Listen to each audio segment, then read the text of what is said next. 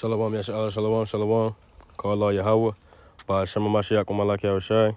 Baraka Kadash. Tazwan Kabak, Baimish Kwine Wa. Come Yasha'Allah, Habatamak Wa Akwat. Amen. We back at it with another video through the spirit and power of Yahweh Shema Mashiach. Wa Malak Yahushai. Hatazadak Sirach series, chapter 23. Let's get straight into it. Let's open it up with this prayer. All right. It says, O Lord, Father and Governor of all my life, leave not. So like it says, leave me not to their counsels and let me not fall by them, right? You don't want to be left to the counsels of your adversaries, your enemies, the people who plot on your downfall. You understand that? The times you do something good, people say something envious or jealous, envious or in a jealous manner. You know what I'm saying? You don't want to be left to those counsels. You understand that? Because you want the Most High to guide you from those things. You understand? Because people prey on your downfall, man. People do, all right? Verse 2, it says, who will set scourges over my thoughts and the discipline of wisdom over my heart, that they spare me not for my ignorances, and it pass not by my sins. Lest my ignorances increase, and my sins abound to my destruction, and I fall before mine adversaries, and mine enemy rejoice over me, whose hope is far from thy mercy. Right? O Lord, Father and God of my life, give me not a proud look, but turn away from thy servants always a haughty mind. Turn away from me vain hopes and concupiscence, and thou shalt hold him that is desirous always to serve thee. Right? So when you're desirous to serve the Lord,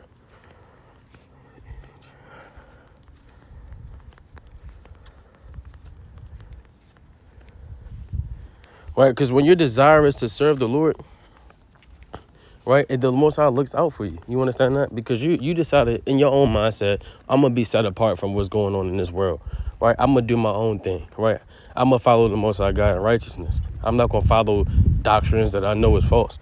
You understand that? When you physically set yourself apart, that is a step to you, getting to the kingdom. That's a step to you making the right step. And you can never, ever let nobody persuade you to stop doing that. Never let nobody persuade you to stop being the eyeball. Never let nobody persuade you to telling you that, you're not really doing it right. Or no, you should be doing it this way, man. Right? Live this truth out how you want to live this truth out in righteousness, man. Matthew 5 and 6. So like it says, Matthew 5 and 6. Blessed are they which do hunger and thirst after righteousness, for they shall be filled. Right, so when you hunger and thirst after righteousness, when you hunger and thirst to have the laws in your inward parts, right, then you're going to be filled, right? You're going to be filled with what? With the Most High God blessing you, right? Because remember, throughout this whole Sirach series, just serving the Lord, like you just do it and nothing happens, man. Like, remember, there's a benefit that comes out to doing these things. You understand that? There's always a benefit. There's always a repercussion, right? It's always a reward, right? Back to Sirach 23.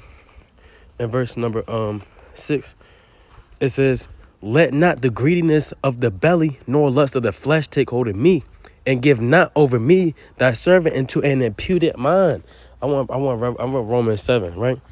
You don't want the lust of your flesh to overtake you, man, because then you have nothing to do. Like, you can't do nothing, right? Everybody's just going to end up with that I don't care spirit, right? I don't care, I repent, or I don't care, I just, whatever, right? Nobody's watching me, whatever, right? That's what that leads to. You do not want the Most High to leave you over to the lust of your damn flesh, because then you become your own God. And man is corruptible. You understand that? A woman is definitely corruptible, right? Romans 7, verse number 15. It says, for that which I do, for that which I do, I allow not. For what I would, it says, for what I would, what it say? For what I would, that do I not. But what I hate, that do I. Right? Because sometimes, right, the lust of your flesh, that's going to have you doing stuff that you know you shouldn't be doing, and you really don't want to do it at the end of the day, man. Right? Because these corruptible bodies is what have you continually doing the thing that you know you shouldn't be doing, the thing that you know you don't even want to do. Right? That's what's going to continue to happen because we're incorruptible bodies and we all fall short. At the end of the day, we pray to the Most High that these things don't overcome us. Meaning we don't even care that we fall short no more, right? We don't even care that, certain things is going on, right? It says, "Hear, O ye children, the discipline of the mouth, and he that keepeth it shall never be taken in his lips. The sinner shall be left in his foolishness." All right, it says the sinner shall be left in his foolishness. Both the evil speaker and the proud shall fall thereby. All right. It says, "Accustom not thy mouth to swearing, neither use thyself to the naming of the Holy One." You understand that? And what this is talking about, no, this is not talking about, this is really talking about, not cursing. It's talking about cussing and using, like how people say, they put it on something, or, for example, they say on my mama grave, or they say on God, or, they say that kind of stuff. You cannot accustom your mouth to saying these things. You understand that? And let's get a few precepts. Let's go to the book of Psalm. Because remember, what the Bible is going to do is going to show you the right way. You understand that? It's going to show you the right way. It's going to show you how to deal with things in a more positive a manner. Psalm 34:13. "Keep thy tongue from evil and thy lips from speaking guile. Depart from evil and do good, and seek peace. Seek peace and pursue it." You understand that? So a part of departing from evil is not speaking guile. A part of departing from evil is holding your lips from foul, abominable speaking. You know what I'm saying? You don't want to accustom your lips to swearing, right? You just cussing all the damn time. Right, but remember, at the end of the day, in Sirach 23, this is a prayer. You understand that? So let's get this. Wow, what's the other precept I had? Right, at the end of the day, this is a prayer. Right? Isaiah 1.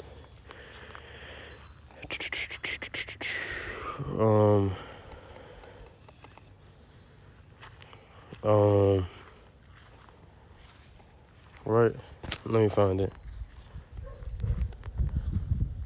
Come on. Isaiah 6:5. "Then said I, woe is me, for I am alone. For I am undone." Right? Because you're undone, right? Because this is something that we all got to work on coming out of the world. You understand? So you're undone. That's something you still got to work on.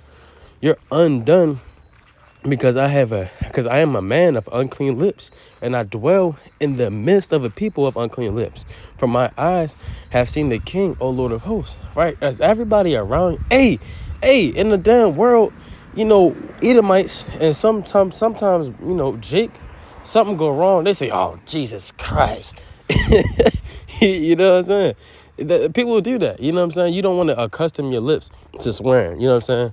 Now, we know that that's not really the Lord's name at the end of the day, right? It's Yahweh Shai, Hamashiach. But, you definitely don't want to say that in the Hebrew. You don't want to just say, "Oh," and then say his name. Well, you know what I'm saying? You definitely don't want to do that. That's accustoming your lips to swearing, right? And that would be breaking a statute, right, here in the scriptures, right? Let's go back to Sirach chapter 23, verse number 10. Come here. Not a damn street. Verse 10. It says, "For as a servant that is continually beaten shall not be without a blue mark, so he that sweareth and nameth God continually shall not be faultless," right? Because when you just use the Most High name just any old kind of way, or if you just put everything on God, you're not faultless, right? You got spots of blemishes on you. That's something that's going to stain your garment, right? It says, "A man that useth much swearing shall be filled with iniquity, and the plague shall never depart from his house. If he shall offend, his sin shall be upon him. And if he acknowledge not his sin, he maketh a double offense. And if he swear in vain, he shall not be innocent, but his house shall be full of calamities," right? Because you got to understand the words that you use, that's a part of the way you think. And we've been talking about that this whole Sirach series, right? When to talk, when not to talk, and how to talk, right? So the words that you use, if you continually cussing and, using all kind of vulgar language, these things have, some Jake might not like this, but, words have vibrations. You understand that? If I say a foul word or a cuss word, it's going to make somebody feel a certain way, right? If I say a different word like love or positivity or, what I'm saying, yeah, I was shy. Like, it's a different feeling that's put out there after I say that. You understand? So, let's read on. Right, that's why I said you're going to be filled with iniquity, But let's read on. It says, there is a word that is clothed about with death. God grant that it be not found in the inheritance of Jacob. For all such things shall be far from the godly, and they that not wallow in their sins. And actually, that actually goes to show you how important it is to watch the stuff that you say. You understand that? Because you saying mean stuff, saying stuff you don't know nothing about. Hey, the Lord hears these things, and you're going to have to give an account thereof. Let's actually get that. All right. In Matthew chapter 12. Let's get that preset. So like I got something in my shoe. Matthew chapter 12 and verse number 36. It says, it says, but I say unto you that every idle word that men shall speak, they shall give an account thereof in the day of judgment. Right? So when you speaking on things you don't know, or you saying mean things, angry things, rude things, these things are going to require you to give an account. You understand that? You're going to have to give an account, right? So let's go back to that in Sirach. Sirach chapter 23 and verse number 13. Use not thy mouth to intemperate swearing, for therein is the word of sin. Remember thy father and thy mother when thou sittest among great men. Be not forgetful before them, and so thou by thy custom become a fool, and wish that thou hadst not been born, and curse day of thy nativity. You understand that? Because you are a representation of your parents. You understand that? Verse 15. The man that is accustomed to a man that is accustomed to uproarious words will never be reformed all the days of his life. Sheesh, McCreesh. Let's get this OPPROB. Let's get this, right? Let's get this. Right? I know I'm not the only one that don't know what this word means, right? So I won't be proud.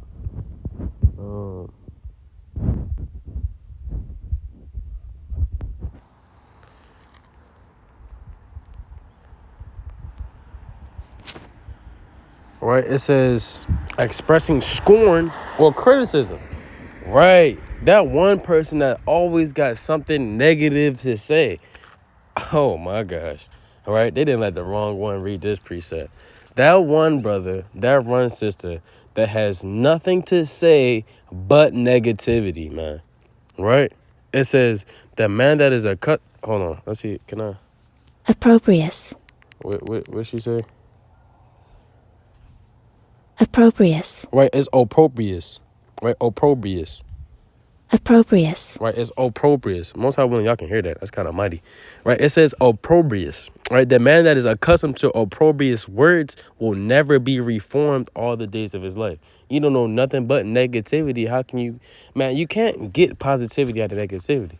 It is what it is. The only time you can get positivity out of negativity is this world being destroyed, and that's not even negative. Right, nukes dropping on, you know what I'm saying, America is the only positive thing that you can get out of something somewhat negative. You know what I'm saying? That's it. Right? So that man or that woman that's always speaking negative things, they can never get anything positive out of that. You understand that? Two sorts of men multiply sin, and the third will bring wrath. A hot mind is as a burning fire. It will never be quenched till it be consumed. A fornicator in the body of his flesh will never cease till he have kindled a fire. All bread is sweet to a whoremonger. He will not leave off till he die. Man, a whoremonger, he's gonna get. Hey, I'm gonna actually share this testimony. Now, I'm at work at McDonald's, right? I'm at work at McDonald's. You understand? And I'm working in the kitchen, and there's a new guy that comes up. The brother, 23 years old, he just got out of jail, like most of the people that was working in there, right? So, boom, we talking, right? And we ended up talking about I'm gonna say this appropriately, how many, sexual partners that we had, right? The brother says 30. I'm like, okay, 23 years old, 30, okay, first one at 15, okay, all right, right? That's what he tells me, right? 30. I'm like, oh, wow, it took me by a shock. And then guess what? He starts to continue to talk about it and talk about the situations and all this other stuff. And guess what?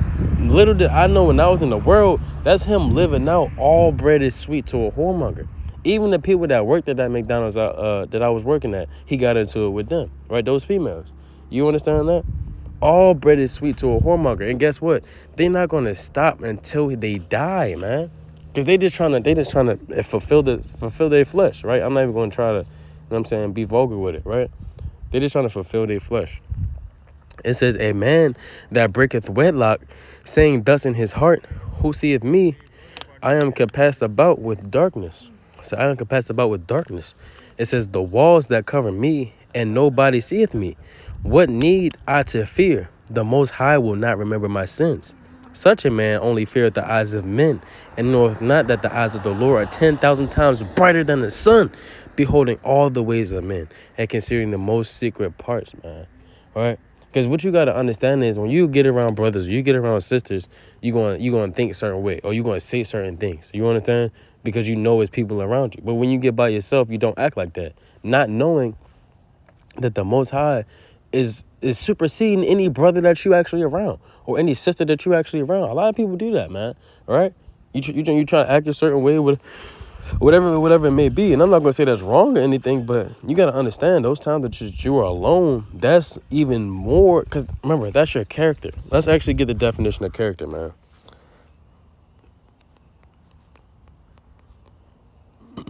Right? It says the mental and the moral qualities distinctive to an individual, a person in a novel, play, or movie. You understand that? So the things that's distinctive to you, you are, yourself the most when you're alone. You understand that? So you got to understand, don't be fearing the eyes of men, but rather fear the Most High God, who is watching you more when you're alone than when you're around brothers, than when you're around sisters. You understand that? And then that's when it comes into play when the Lord said you should know men by their fruit. You follow? Verse 20. He knew all things ever that were created. So also after they were perfected, he looked upon them all. This man shall be punished in the streets of the city, and where he suspected not, he shall be taken. That's going into having a strange calamity. Let's get that precept in the book of Job. What's that, 31? Most I will not get this precept.